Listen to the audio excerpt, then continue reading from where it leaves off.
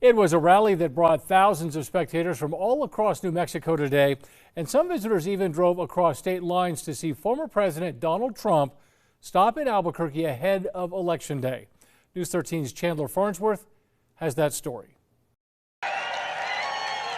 That cheering sea of red and blue waited hours this morning, eager to support presidential candidate Donald Trump as he visited New Mexico for the first time since 2019 when he lost his re-election.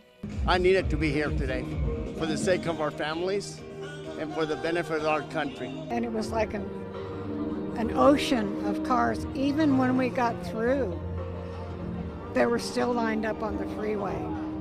It was insane. Former President Trump shared the importance of going out to vote this election cycle with hopes of flipping the state. We will not be invaded. We will not be occupied. We will not be overrun. We will not be conquered. We will be a free and proud nation once again. But top New Mexico Democrats say the stop will not be enough to garner support from the largely Democratic state, saying Trump's rhetoric continues to be divisive. We are people who value truth and honesty and respect. As Hispanos, we lean hard into family and into loving our neighbors. And so his message today was the antithesis of that. They also spoke on the nearly $500,000 that the former president owes the city of Albuquerque after his 2019 visit.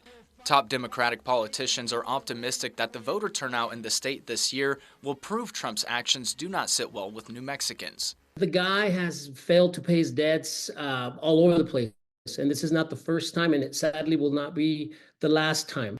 New Mexican politicians also took the stage for brief comments, including chairman of the state GOP, Steve Pierce, and two Republicans vying for a seat in Congress, Senate candidate Nella Domenici and congressional candidate Yvette Harrell.